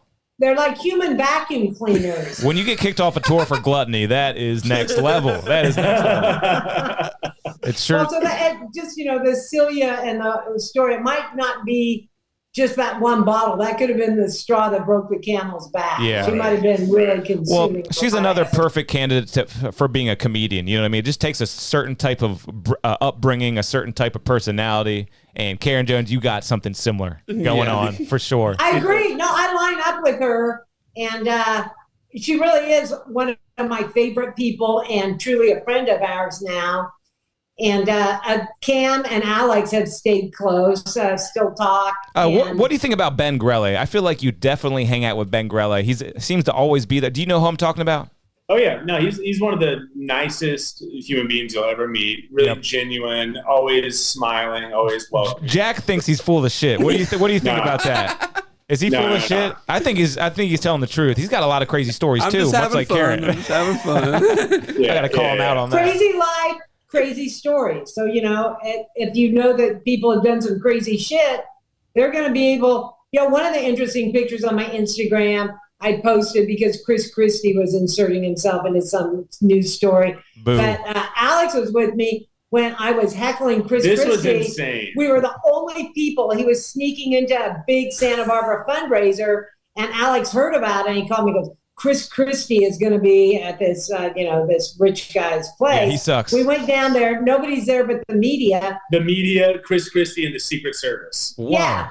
And so he's getting ready to run, and it's Valentine's The Day. Secret Service for Chris Christie. That doesn't seem right at He all. was getting ready to run for president. I don't know if it's Secret Service, but But yeah, it was private his security. Okay, yeah. security detail. That was Secret Service level for sure. Yeah. And I tried to approach him, and they stopped me, but they couldn't put their hands on me. And I'm carrying a bottle of wine and a giant candy bar. Jesus. I'm like, Governor Christie, I'm a voter. I have questions for you. And he And wouldn't she even kept look at inching. me. She kept inching forward and inching forward. The man stopped, and she just kept coming forward. And every time they put their hand out, I take a few more steps forward. And Chris Christie could see, and so there's news cameras, and he's such a gifted politician. This impressed the pants off me, but also surprised me. He had no eye contact or interaction with me till he all of a sudden just turned, faced me, and very confidently, friendly, strode up to me and kissed me. What? Right on the mouth. Who did? It This was happened? insane. This wasn't a I dream have or a something? picture of it, and it ended up being on the front page of the Santa Barbara News Press. Chris But the Christie story kissing you on was the that I was mouth? just- Am I hearing that He right? didn't slip me the tongue, This but is he it. kissed me All on right. the mouth. Well, Send me He a shut link to me your up. town's Well, we're going to newspaper. find that eventually, or maybe send me a screenshot or something, because that is crazy. And by the Oh, way, I think it's on my Instagram pictures. and by the way, that's another guy you definitely don't want in your folding chair. So keep that chair away from him, because you're not. Oh, see, he and I would never be friends. Yeah. I mean, ever I since. hate fat people, but I also hate people like him. Yeah, I mean, when he closed down that beach and had his family on it, that's an all-time politician moment right Yeah. there. That is some terrible shit. Beach Almost whale. like Yeah. hilarious. Almost just hilarious. He put his feet on a whole state's couch. So like he was like, Pretty much. He shut down a beach and had a nice day at the beach. That was great. So entitled. I can't wait till he endorses Kamala along with Cheney and company. I love this. Yeah, it's wild. It's wild. Trump 2024. It's coming up in like what, 70 days or something like that? It's coming right Well, up. more than that, ballots have already started going out in some states. And in our state, they start going out the first week, like October 2nd or 3rd. So these, it's a long mail-in election for the most part. And so it's happening. But actual voting day, the Republicans generally like to vote in person because, once again, when I was young, you needed a doctor's note or to be in the military to vote by mail. Yeah. And so it's now ID is racist, right? We got to say it. Yeah. Got to put that out there. So anyway, I think a lot of Republicans will be voting by mail because we foolishly waited and did it the proper way last time. Got to play so by their this rules. election is going to be well underway long before. I'm nervous. I'm literally nervous. Like I got like butterflies in my stomach just thinking about the election. Like, oh God, not another 4 years. We got to get this one. Well, we won the last one, and so it's going to be interesting to see how they try to stop him. The cheat story may or may not work this time, and that's why the insurrection crimes are so important to them. Yeah, and so then bringing it back to like the Kill Alley crew, the Kill Tony comedians. Something's really interesting. You would think on the face of it, looking at these people, if you were to line them up, you think 100% of them are voting to the left. Yeah, but actually, they're all new conservatives. And nice. Girls with septum piercings and purple hair, they're like Trump hardcore all day. Well, and you wouldn't expect it. It seems like this current administration would be the biggest wake-up pill of all time. Like, how could you see what's happening right now and then just want to vote for it again? But it doesn't work for everybody, but a lot of people are waking up. Well, particularly on the freedom of speech issue with comedians. Yeah. And I've heard lefty, like I call them the Bernie Bros, and the BLM. There's a lot of people that were in these different political groups that are comedians, and I'm friends with them. Like I had a lady post, I was active in BLM, but you should not judge this J6 woman. She's wonderful. Mm-hmm.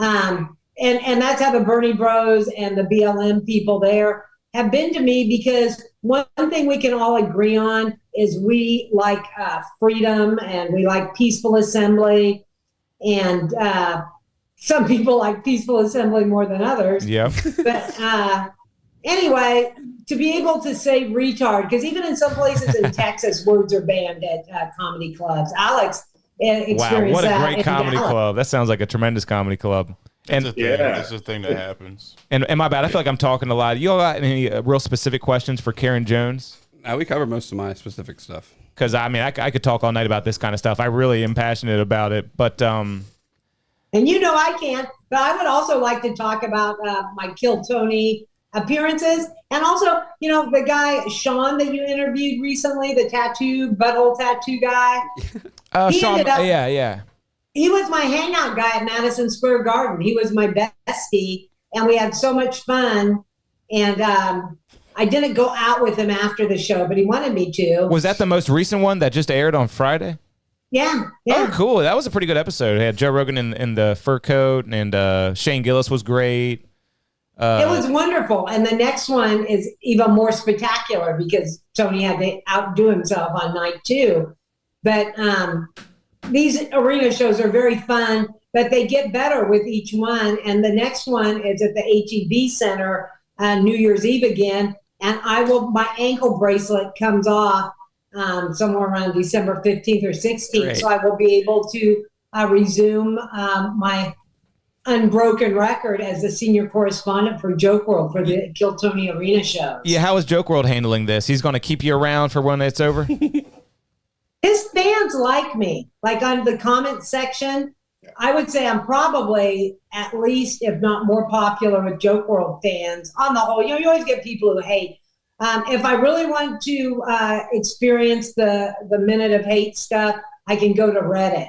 Yeah. Like those people generally hate me, and girls hate me. My last appearance, I had a couple of dykes in the front row, and they were just shooting me daggers. Yeah. And it's like, I like dykes that are cool, but I don't like dykes without sense of humor. I like everybody. I like Camille Paglia. She's my favorite died for Yeah, sure. yeah. Believe it or not, even we get hate online. Yeah, if you look at our comment section, we get some hate. Yeah, they're like, "Who are these guys? These guys are not even famous." Yada yada yada. Every time I post this show on Reddit, it gets so many downvotes. It's so funny. I'm not getting booked in Baltimore for months after. No, this. yeah, this is not a popular show. This is going to Absolutely. kill your career. He's a young comedian. He's a young comedian over there. And tell Joke World to check his DMs too. By the way, I'd be sending him some gold. Oh yeah. No, Jake is awesome. He is cool. He's got a really cool thing going, and he takes it very seriously. But at the same time, he'll take risks, and it's fun. It's fun to talk to somebody and work with somebody that like thinks really big. And I think I truly believe that he's going to continue to grow that channel into the ESPN of comedy, and I think that there's a lot more to come from that organization. I can easily see that. He's Comedy already coverage is growing. big. Like you ever heard of Too Lazy to Try? Yep. He's great. But here's the thing. Here's the difference between Joke World and everybody else in that world. All of those people are haters. All of those people love to chop it down.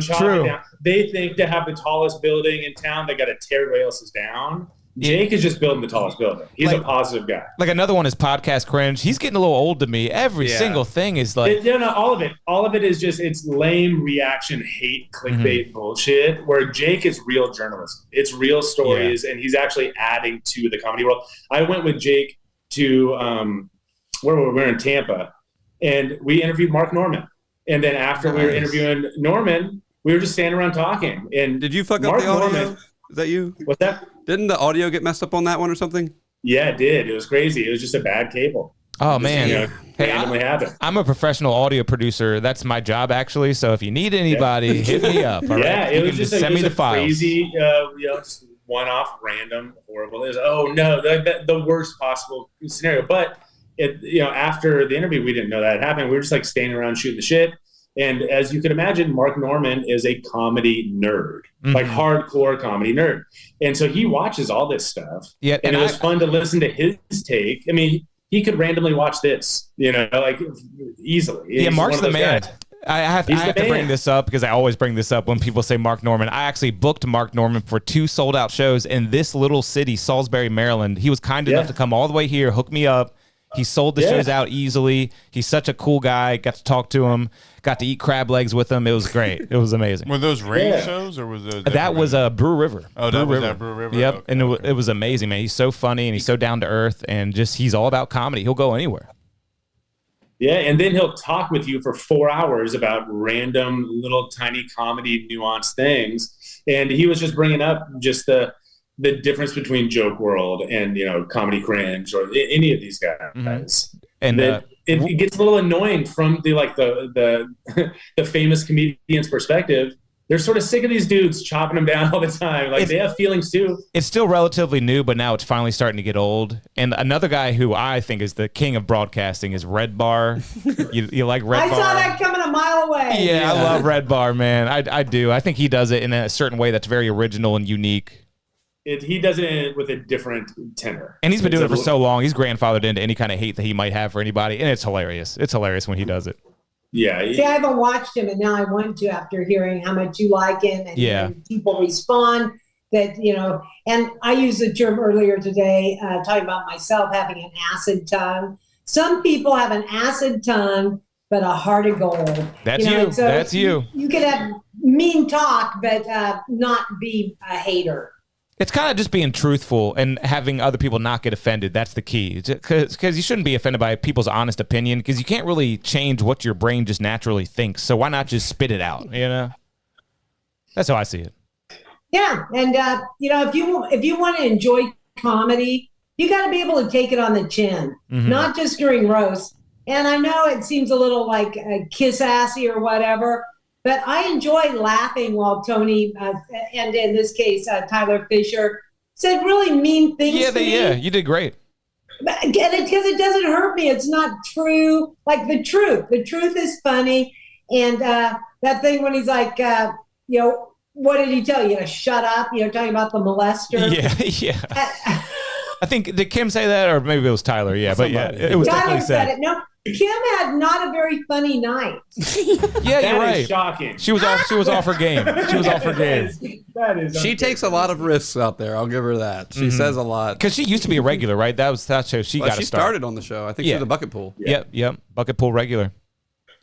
And she is a comedian 7, at least as far as her looks. Yeah. Maybe an 8. I'll give her that. Yeah, I'd say an 8 probably for comedians. You know. Yeah. I mean, so who's she higher on the brings show? something. So, do you guys see yourselves as stand-up comedians, or do you see it as more of like a hobby per se? Like, is it something you want to pursue? I 100% am a stand-up comedian now, and I can't wait to get freed from this ankle bracelet. I've got a distillery here in town that said I can start hosting my own. I don't like going into Austin, especially after my bracelet comes off and I'm off house arrest.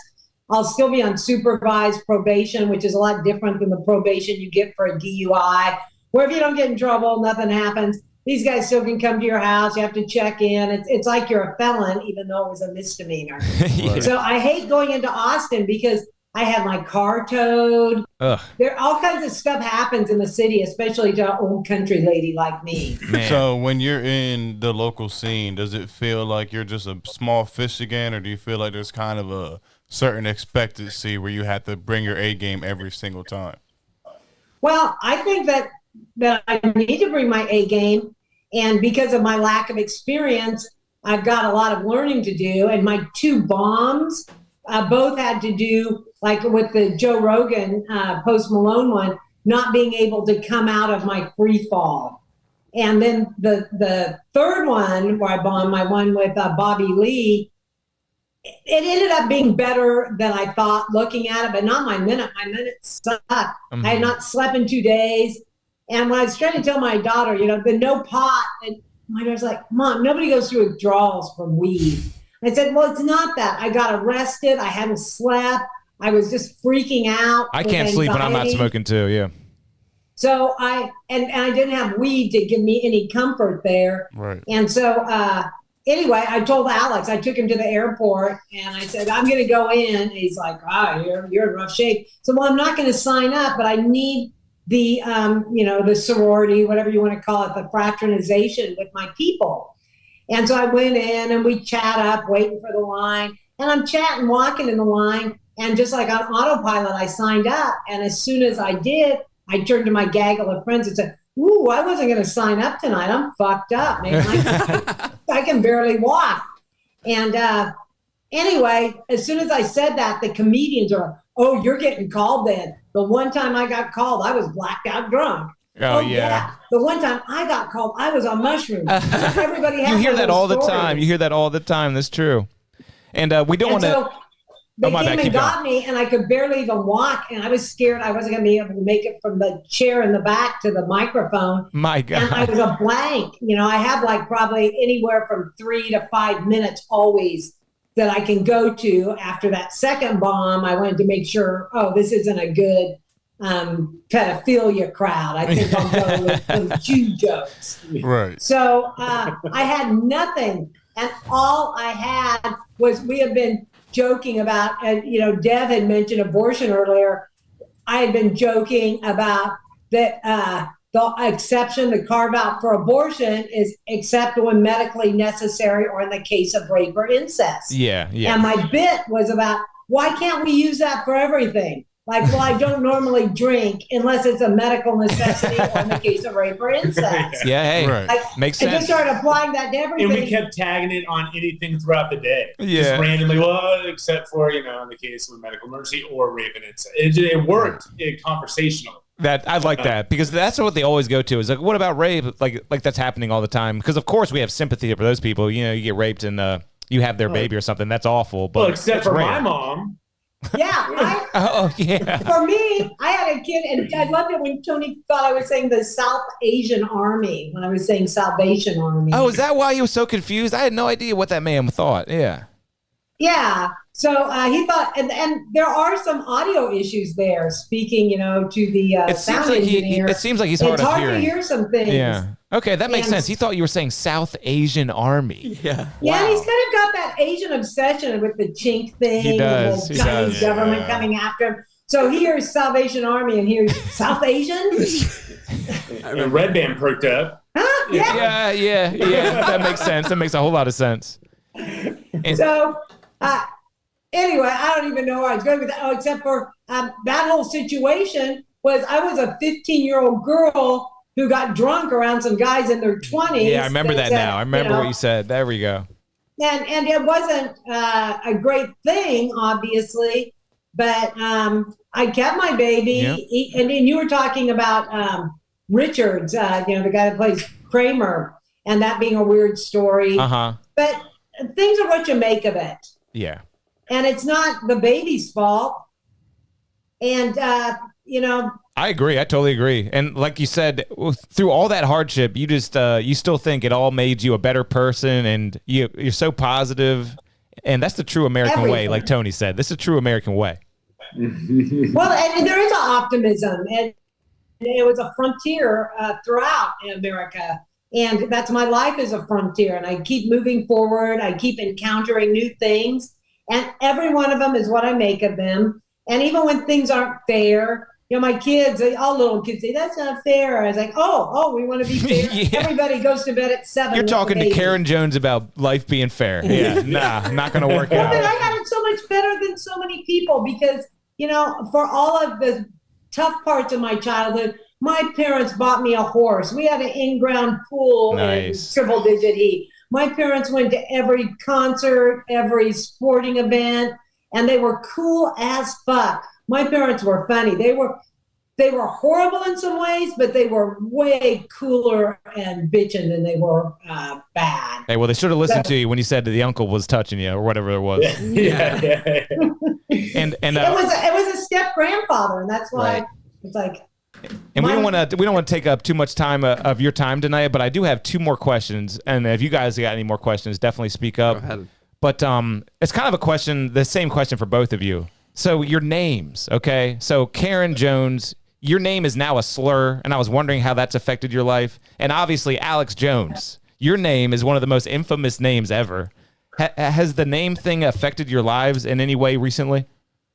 Well, I would like to answer both questions, and I would like him to answer both questions. Uh-huh. But so on my Karen thing, there's some similarities there with the situation. It's fun to give a dramatic pause. Even though I'm new to stand-up, I've always been, like I was in drama club the one year I went to high school. I did the school play. I'm a bit of a show-off, and I love, you didn't ask me my comedy influences. Oh, yeah. Yeah, definitely I want to hear him. No, that's fine. But just to tell you, I'm so old that my comedy influences were Mad Magazine and National Lampoon. Wow. And then Joan Rivers on the Mike Douglas and the Merv Griffin shows. Stand-up was totally That's different awesome. when I was growing up. And then, of course, Saturday Night Live came along. Mm-hmm. And then my kids turned me on to what was funny when they were coming up and enjoying comedy. But so with my name, when I give my name, I like to make a dramatic pause, when it's in a public place, like, can we have your name? And I, have an uncomfortable pause and say, Karen. Yeah, it's like I just play around with it. But Literally the a other thing slur, is, literally the newest slur in the book right now. It's pretty funny. it's the new dick. And that Yeah. was my first Right. bit was about, but I didn't even have that joke perfected. It was a lot like Sean talking about his jokes. I had jokes written down. I've been preparing for 20 weeks to get pulled. But what really helped me was this lady in the alley wearing this pink t-shirt and cape that said, Karen is the new dick. And so I opened with that. So I saw a lady in the alley with a shirt that said, Karen is the new dick. Or Wait. no, excuse me, pussy is a new Okay, dick. I was about to say, so I'm the using joke that was on her line. shirt I the whole used time? that joke. All good, yeah. Pussy is a new dick, so I changed it. No, pretty sure Karen is a new dick. Wow, so that was a fresh one. I'm so old that I knew dicks before dick was dick. Mm-hmm. And so I got to watch how the dicks handled it. And a lot of them went to Richard. Yeah. And I always liked the dicks that stuck with dick. My friend Kinky Friedman, before he was Kinky, he was Dick. Well, Wow. no, he was Dick Jr. Yeah, he was Little Dick. Well, you can't be kinky dick. That's not going to work out for anybody. Right. So, but one of my oldest thrift store friends is Dick, and I just love that he just rolled with it. And I actually, at this point in my life, because I'm a grandmother, I go more by my nickname. And also working at Kinky's Gold Star Camp, the campers call me Granny Snakebite. Oh, that's my your Instagram grandkids call handle. me Grandma Snakebite. But if they're going to disparage Karen, I'm going by Karen. Yeah, seriously, right? And I think the whole I Karen. just want to say one thing about Alex's name. When you're picking a name for your kid, you put a lot of thought into it. And I worked in a mental hospital. Plus, I had a crazy life. So I tried to make sure I didn't name Alex anything that was attached to anything weird in my life. And then you have to say, Dr. Alex Jones, attorney at law, President Alex Jones. That sounded good. So we went with Alex. And terrible mistake. You never know what the future holds. Hey, but a lot of people probably get excited to beat you because he's pretty popular in some circles, In my household. Yeah, love him or hate him. It's a very Trumpian. Yeah. But here's the really stupid thing to me. How many people who should know basic math asked me if I named my 41-year-old son after Alex Jones? Yeah.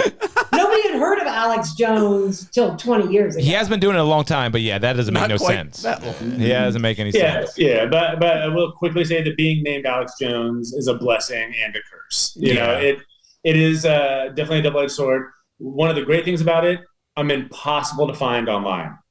So Yeah, you just cannot never going find to come me. up. Just never going to You come up. can't find me. Are you And going to that's change your stage name, or is that just whatever? No. I mean, I think it's, one, if I do that, he wins. So, I can't, Like Michael Bolton. Right? So have you ever met the famous Alex Jones, the Alex Jones?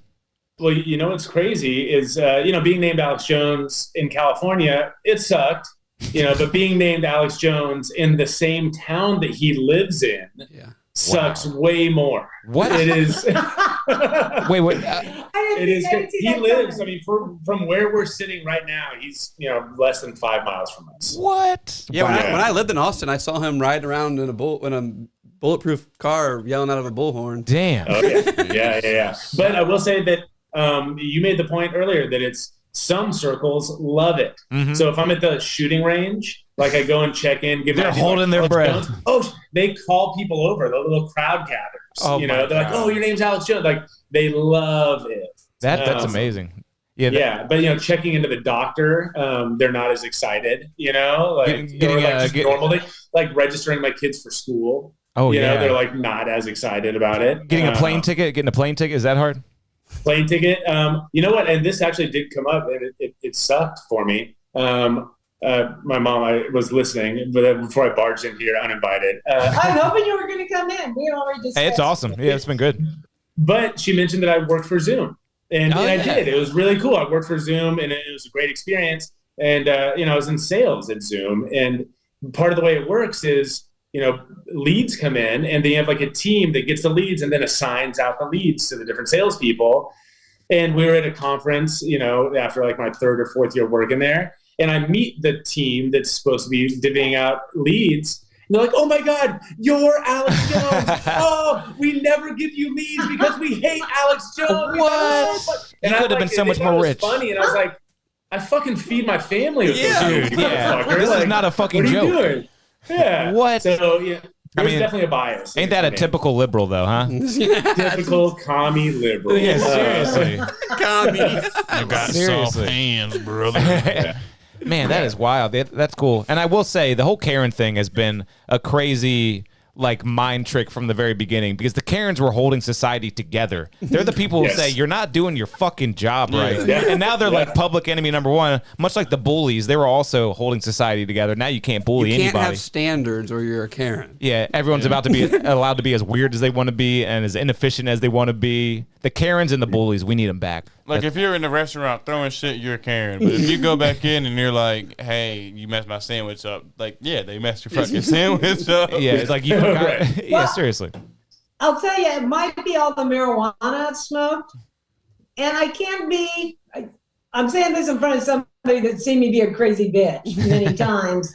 But I don't think I'm a Karen. But I also think no Karen thinks she is. Well, a But Karen I've is a never, respectable laid in front thing. of a car so people couldn't move, or I think my ire has always been well placed. Now I will say this: I have. Uh-oh. No, I have personally watched her make at least 15 people burst into tears during arguments. 15. You know, That's good they're numbers. trying to argue with her, and they're really emotional, and they have this emotion-based argument, and she's just on their fucking ass. And eventually, she breaks them, and But I nice just burst tone. into tears. I'm That's not talking amazing. Mean. Yeah. Hey, the truth hurts. The truth hurts. That's what I'll say about that. The Yeah. truth hurts. No, a college girl was trying to get me to admit my white privilege. This was awesome. Oh, by the way, she might be like newer to stand up. She has a lot of mic time, so she ran for the school, right? The drunk driving county school. supervisor of Santa Barbara County twice. So she's running for county supervisor. She's doing the forums. She's going out speaking at all these events, and she was Trump before Trump. I mean, she was ripping people. That's awesome. Hilariously, but not mean. Like not mean. I'm Truth. saying It's the funny truth. as It shit, hurts. Embarrassing them. But we had no support from the Republican establishment in Santa Barbara. So it was just me and my mom and a couple other random friends going to college campuses trying to talk to college students before any of this like man on the street interview, like make a liberal look stupid stuff. Oh, We were I just love doing that. it. I love that shit. And my mom, I mean, I wish we would have been videotaping this because it was the craziest thing you'd ever seen. You want to go into any of the examples? I'm not going to just like, this girl is telling me she just needs me to admit my white privilege before she can talk to me. I said, I only went to 9th grade. You were on one of the most expensive college campuses in America. Oh my God. It's so And- ridiculous sometimes. You're the privileged one here. You know, I grew up on an oil lease. I didn't say my grandpa finger banged me. But, I mean, clearly, I did not Step have grandpa. Yes. Yeah. Actual Yeah. incest. Grandma's boyfriend. Yeah. Yeah. But yeah, that I love Anyway, videos like but that. Stuff like that, these girls cry. And that's just like one of many examples. And all growing up, like during the Clinton years, I've always been around liberal friends. And, when we get into political stuff, I don't get emotional because I'm pretty confident about what I think. And I don't need people to agree with me. I don't have any purity tests. I've worked in music a lot. And, people know that's a funny Republican lady, and most musicians, especially guys, love me. They think when I say it's funny. I think you should bring that aspect to Kill Alley and start doing the liberal street interview stuff because I love those kinds of videos, like Me too. Fleckus Talks and stuff like that. You ever watch Fleckus Talks? I love Fleckus. Oh yeah, that's some good shit. And you all got any more questions for the Joneses? This has been amazing, guys. I could talk to you all night. I really could. Okay, now I'm getting confused. Deb is the only name. You're KP on the left, and then in the middle is Jack. the quiet guy. He couldn't get a word in edgewise tonight, man. I was excited. I mean, we're talking conservatism and things, and I just love it. No, he's always quiet on air. And so I would like you to do something. Could you please insult me? Do something. You. Be really rude, and I'll never forget your name. Be an There you go. asshole to There you me, and I'll remember it. I can't after that. Yeah, be a commie lib. You can't put me on the spot like this. I mean, I don't know. Well, commie libs are forgettable, but if somebody like I don't know, say something mean about my son. I mean, what can you say mean about this guy, man? He looks like he could be a model or something. Look at this guy. Huh? Yeah, part your hair the other way, dude. What am I gonna say mean? I don't know. I got nothing. The part looks Yeah, great. somebody in the alley, one of the comedians, Derek Dimple, told him he had Gavin Newsom. He said, resting I got face. resting Gavin Newsom face. Okay, all See, right. I'm not that clever. That's a good slam. That's a slam. That was good. That was Yeah. good. I planned on stealing that and using it in my minute, but as you guys know from interviewing people, especially not professional comedians that get up on Kill Tony, whatever you have planned to say, you say about 1% of it. And then you're just kind of floating from there. Yes, unless you really, really practice that and rep that, it's like you're not going to get to it. It's not going to feel natural. Yeah. Got to get in front of those audiences, and Deb does it. I don't know how much you go up, but the people I know that are. We don't go up at all. Dev is the stand-up here. He's the stand-up. Yeah, that's what I'm talking about. That he knows what it's like. That's how you get good. It's going time and time again. You learn how to get out of messes that you get yourself into if something isn't Right. working. It's trial So I by definitely fire. need a lot of practice. Yeah, you like some people take comedy classes and stuff like that, but it's really like you have to go out and experience it, or you're not going to be able to do it. Like it's something you have to constantly work at and work at and work at. And when I first got into comedy, like I was naive, so I'm like I can just get on stage and kill and be great. And now I've been working on a tight 5 minutes for the past 6 months. But I'm doing 25-minute gigs on the side. But I'm like, I want a really tight 6 minutes where you can message somebody and be like, hey, book me, and here's why. And that's really what you got to work on, because you were on Kill Tony. You had to fire. Don't stop now, because you're like, not stagnant, but if you had that momentum, like you should be hitting clubs every single night, even if you're not going off the Kill Tony fame. Just get better at writing and write. So when you go up and do those minutes, see, that's the problem. You're not going to do a new minute at regular comedy clubs. Like that's only Kill Tony.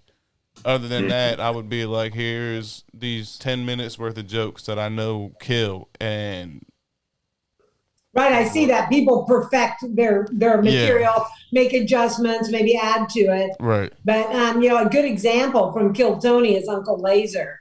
He was kind of a mess, and now he's writing and he's doing more of a traditional approach that you're talking about, and it's reflected in his work. I think he's a lot funnier now. Well, and it's also fun to know these people as people and see them being vulnerable behind the scenes, and talk to Laser as he's like, man, I have to write.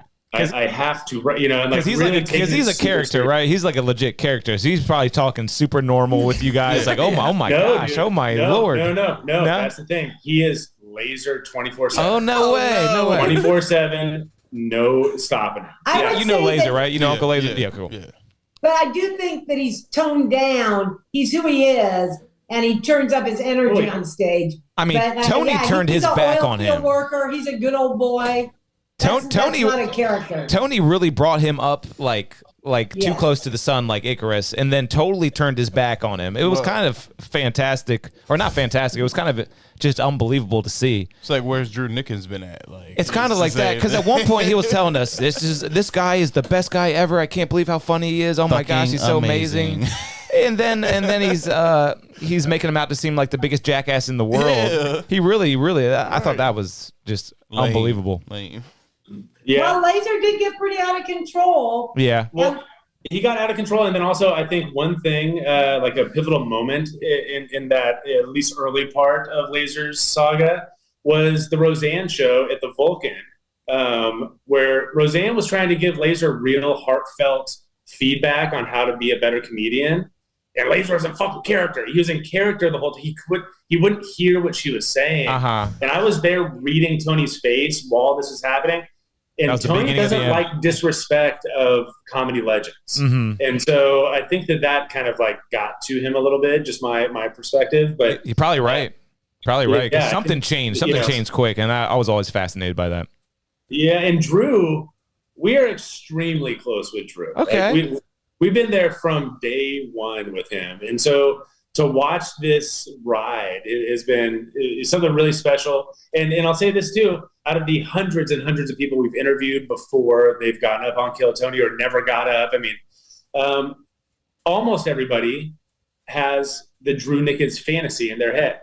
Everybody thinks they're going to go up there and all of a sudden it's going to work and they're going to be famous the next day. Everybody thinks it's going to be Cam Patterson. Yeah, he did what? He did like 7 minutes. He did like 7 minutes that first day he got pulled. And that's never going to happen again. Insane. But I will say that as I interviewed people as they're coming off stage, about 60% of them were fighting back tears because it didn't go the way they thought it was. Oh yeah. Oh. And so you go from the highest high to like, oh shit, nobody gives a fuck about what I'm doing. Yeah. It's a pretty real reality check. I don't know how it's not always the bombs. Like some of the people, they just weren't as funny as they thought. They did. Tony didn't love them. They got a little joke book, and they did stuff that kills at other mics. So. Do you have your joke book before we let you go? Do you got your joke book on you? Because we always try to take a look. Yeah, I just want to see it. All right. And is that full of jokes? It's full of jokes and maybe a grocery list. I didn't really know what to. Like, I like writing my jokes on legal pad. Gotta get the because yellow once pad. Again, I'm Oh, old. you're one of those. Yeah. All right. Pause it. Pause it. We're gonna steal that material. Yeah, Deb's writing all that We're down. gonna insurrect it. That was just her writing down, talking shit about the lawyer that was sentencing her during the hearing. A couple days ago. Yikes. We were sitting there during the hearing, and she's just like calm faced, and then just on the side, just writing furiously. Oh my I was like, God. Bald headed bitch, insurrect this pussy. That's really when I'm my funniest is when I'm ripping people new assholes. Oh, yeah. Like, Yeah. that's fun for me. I'm pretty good at spotting underbellies. And weakness. Yeah. Man, that's amazing. Well, you've been truly kind to come on our small little show like this because I'm a big fan. I really am. And hopefully we can do this again sometime. Karen Jones, Alex Jones. Anything you want to tell our fans before we let you go? And what's the middle guy's name? Jack. Before you go, what is the You know, it's a Jack. classic name. Guys, It's a also, classic this is name. why she had the longest interview in the history of Kill Tony, because right when you're trying to like exit her off the stage, she interjects and she's going to keep coming. So you got to cut her off. And it's something I that you know. have to know. I'm It's a always laundry something too buyer. juicy to give up, too. Like she's going to tell us that she knew Bill Clinton or something like that. You know what I mean? And we'll just kind of have to She's talk about she's a it. victim Oh. of his. Yeah. We have but scratched the surface, my friend. Well, let's do it again soon sometime because this was a lot of fun. The great Karen Jones. Anything else you want to tell our fans before we let you go? Is there anything? Trump 2024. Let's go. 2024, guys. We got to get this one, even Hell if it's yeah, even if it's brother. rigged a little bit. We got to push through that. 85 million votes, guys. We can do it. We can do it. 85 million votes. Biden got they'll get 81 million. 90. I know we can get 90. Yeah, we can do this. All right. Anyway, everything's going to work out however it works out, and we're all going to be fine. Life is going to go on. Yeah. Amen. We all got to be optimists like Karen Jones. All right, Karen, you have a good rest of your night, and thank you once again for coming on our show. We really appreciate it. Thanks for inviting me. All right. Bye. Thank you. Bye. Wow, that was amazing. I like that. I could talk to that woman all night. I could not. That was.